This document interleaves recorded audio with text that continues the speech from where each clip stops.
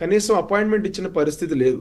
వాళ్ళకి minimum respect ఇచ్చిన పరిస్థితి లేదు కాబట్టే ఈ రోజున నేను మళ్ళీ గెలిపిస్తాను, నన్ను నమ్మి మీరు నా పార్టీలో చేరండి, నా పార్టీ తరపున పోటీ చేయండి అని చెప్పి జగన్మోహన్ రెడ్డి గారు ప్రాధేయపడుతున్నా కూడా ఈ రోజున ప్రజలందరూ ఏదైతే వ్యతిరేకత చూపిస్తా ఉన్నారో అవన్నీ కూడా ఎమ్మెల్యేలు దృష్టిలో ఉంచుకుని, ఎంపీలు దృష్టిలో ఉంచుకుని వాళ్ళు ఒకే మాట చెప్తా ఉన్నారు, మాకు నమ్మకం లేదు దొర అని.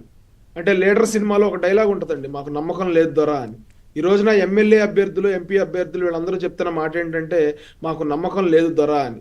ఇందాక మీరు స్టార్టింగ్ కమెంట్స్ లో కూడా మీరు చెప్పారు, వీళ్ళు ఏదో జాబ్ అప్లికేషన్ కోసం అనౌన్స్మెంట్ చేస్తున్నట్టు మాకు అభ్యర్థులు కావాలని అనౌన్స్మెంట్ చేస్తా ఉన్నారని.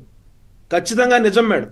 ఈ రోజున వైఎస్ఆర్సీపీలో ఎమ్మెల్యేగా కానీ ఎంపీగా కానీ పోటీ చేయాలంటే వాళ్ళకు ఉండాల్సిన ఎలిజిబిలిటీ క్రైటీరియా ఏంటంటే డబ్బులు ఎక్కువ ఉండాలి, జగన్మోహన్ రెడ్డి గారికి కోట్లు డిపాజిట్ చేయాలి, కుక్కిన పేన్లాగా పడుండాలి, ఎప్పుడు కూడా జగన్మోహన్ రెడ్డి గారిది అపాయింట్మెంట్ అడగకూడదు, బయట పార్టీ వాళ్ళతో మాట్లాడకూడదు, వాళ్ళు ఏదైనా విందులు ఇచ్చినా కూడా వెళ్ళకూడదు, పక్క రాష్ట్ర ముఖ్యమంత్రులతో మాట్లాడకూడదు, ఇంకా ఫైనల్గా ఏంటంటే పాలేగాళ్ల మాట వినాలి.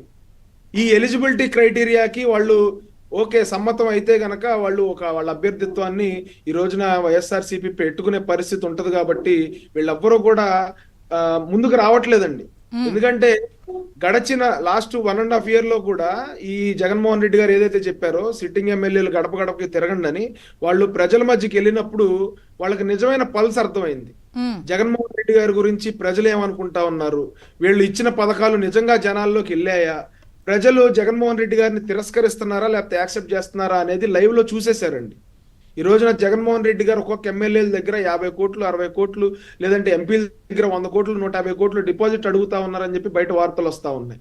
ఒకవేళ అదే కనుక నిజమైతే ఎమ్మెల్యేల మీద జగన్మోహన్ రెడ్డి గారు సర్వే చేయించుకున్నట్టు, లేదంటే అభ్యర్థుల మీద జగన్మోహన్ రెడ్డి గారు సర్వే చేయించుకుంటున్నట్టు, ఎమ్మెల్యే అభ్యర్థులుగా పోటీ చేయాలనుకునే వాళ్ళు, ఎంపీ అభ్యర్థులుగా పోటీ చేయాలనుకునే వాళ్ళు ఇంతమంది ఇంత అమౌంట్ డిపాజిట్ చేయాల్సిన పరిస్థితి వచ్చినప్పుడు వాళ్ళు కూడా సర్వే చేసుకుంటారు కదా, వాళ్ళు కూడా జగన్మోహన్ రెడ్డి గారి పర్ఫార్మెన్స్ మీద సర్వే చేసుకుంటారు కదా, వాళ్ళు కూడా పార్టీ ఎంతవరకు పర్ఫార్మ్ చేసింది లాస్ట్ 5 years నా పర్ఫార్మెన్స్ బాగుంది, మీ పర్ఫార్మెన్స్ బాగాలేదని చెప్పారు కదా ఇప్పుడు ఆయన.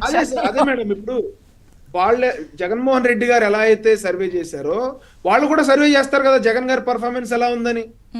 పర్ఫార్మెన్స్ ఎలా ఉందని సర్వే చేసినప్పుడు జగన్మోహన్ రెడ్డి గారు పాస్ మార్కులతో కూడా పాస్ అవ్వాల.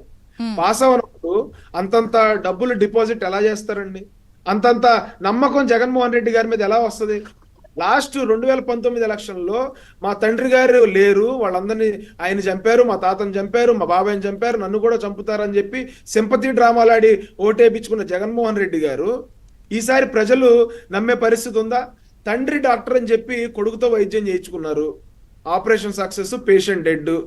ఈ రోజున మళ్ళీ ఇంకొక ఆపరేషన్ చేస్తాను నేను, ఇంకొక అవకాశం ఇవ్వండి అని చెప్పి జగన్మోహన్ రెడ్డి గారు అడిగినంత మాత్రాన ప్రజలు అంతా వెర్రి వాళ్ళలా కాదండి. ఒకటి ఇప్పుడు ఐపాక్ ఒక సర్వే ఇచ్చింది ఏ ఎమ్మెల్యే క్యాండిడేట్ మీద వ్యతిరేకత ఉంది అని. అంటే ఎమ్మెల్యే క్యాండిడేట్ మీద వ్యతిరేకత ఉందని మారుస్తున్నామని కదా వారు చెప్పారు. మరి ఆ వ్యతిరేకత ఉన్న ఎమ్మెల్యే క్యాండిడేట్ ని ఎంపీగా పెడితే ఎమ్మెల్యేగా గెలవలేని వాళ్ళు ఎంపీగా గెలుస్తారా? అదేనండి చెప్తాను.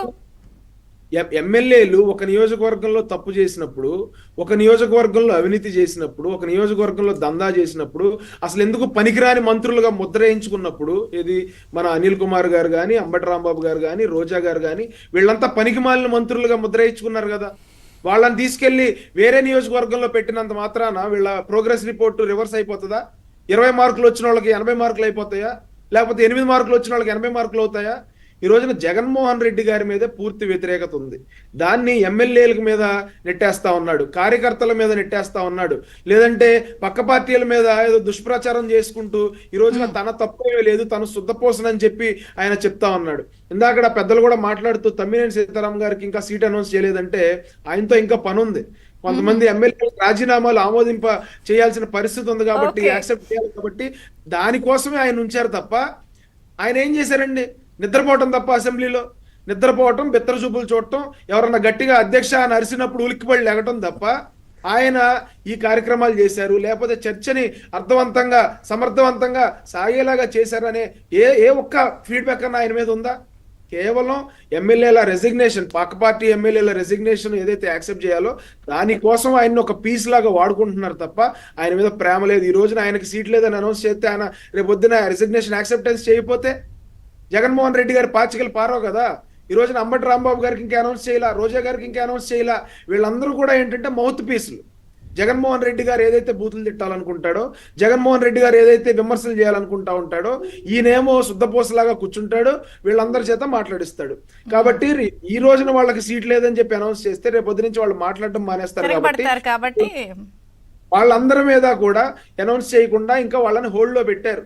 రేపొద్దున రేపో ఎల్లుండో వాళ్ళందరూ కూడా బలి పశువులు అవ్వాల్సిన పరిస్థితే ఉంది రాష్ట్రంలో. సలహాదారులను పెట్టుకున్నాడు. 80 నుంచి 90 మంది సలహాదారులను పెట్టుకుని ఇతను చేసే తప్పులన్నీ కవర్ చేయడానికి వాళ్ళ ఒక షీల్డ్ లాగా పెట్టుకుని వాళ్ళకి కోట్ల రూపాయల డబ్బును దోచిపెడుతున్న పరిస్థితి ఈ రోజున రాష్ట్రంలో ఉంది. 680 కోట్ల రూపాయలు కేవలం ఎందుకు పనికిరాని సలహాదారులు. మన ప్లేట్లో మన బిర్యానీ అనే పథకం ఏదైతే పెట్టాడో జగన్మోహన్ రెడ్డి గారు 2019లో, ఆ పథకానికి సంబంధించి వీళ్ళని మేపటం కోసం 680 కోట్ల రూపాయలు ఈ రోజున వాళ్ళకి దోచిపెట్టిన పరిస్థితి. జగన్మోహన్ రెడ్డి గారు ఎవరి సలహాలు తీసుకునే పరిస్థితి లేదు. ఆయనకి ఎవరు సలహాలు ఇచ్చినా వాళ్ళు కాలిపోయే పరిస్థితి.